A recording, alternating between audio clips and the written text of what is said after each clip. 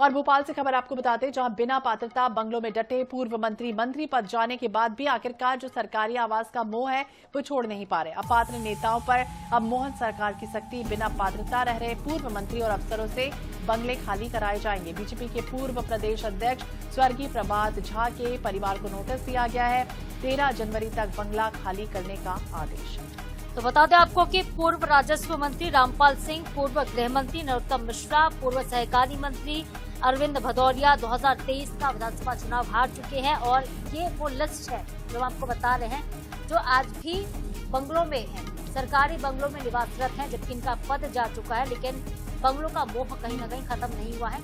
अपात्र नेताओं को मोहन सरकार हटाने की तैयारी में है और अफसरों से भी बंगले खाली करवाए जाएंगे। पूर्व प्रदेश अध्यक्ष बीजेपी के स्वर्गीय प्रभात झा के परिवार को नोटिस थमा दिया गया है। बिल्कुल, पूर्व मंत्री यशोधरा राजे सिंधिया भी वर्तमान में विधायक नहीं है, लेकिन इसके बाद भी मंत्री रहते हुए बंगले को खाली वो नहीं कर रही। पहले उस समय रह रही थी, लेकिन ये स्थिति पूर्व सांसद साध्वी प्रज्ञा सिंह ठाकुर का भी है। सांसद नहीं है, लेकिन इसके बाद भी सरकारी बंगले में वो अभी भी डटी हुई है।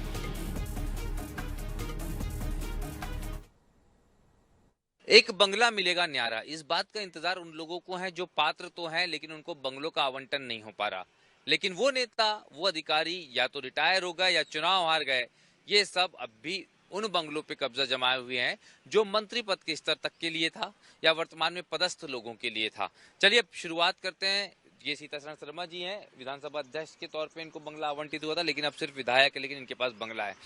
इसके आगे हम धीरे से मुड़ते हैं। उनके ठीक सामने गोपाल भार्गव जी हैं, जो अब सिर्फ विधायक हैं, लेकिन बतौर मंत्री इनको बंगला आवंटित हुआ था। चलिए इसी के बगल में थोड़े से आगे जाते हैं। ये एक और बंगला है, वो बंगला है साध्वी प्रज्ञा के नाम। जब वो सांसद थी तब उनको ये बंगला आवंटित हुआ था। अब वो सांसद नहीं है, पिछले चुनाव में उनको टिकट नहीं मिला। उनके बंगले की भी स्थिति यही है। फहरिस्त की बात करें, नरोत्तम मिश्रा का नाम इसमें आता है जो चुनाव हार गए, रामपाल सिंह का नाम आता है, इसी फहरिस्त में अरविंद भदौरिया का नाम आता है जो चुनाव हार गए, यशोधरा राजे सिंधिया चुनाव नहीं लड़ी, संजय पाठक लंबे अरसे से विधायक ही हैं लेकिन मंत्री स्तर का बंगला पाए हुए हैं। और इस फहरिस्त में अधिकारियों की भी संख्या कम नहीं है।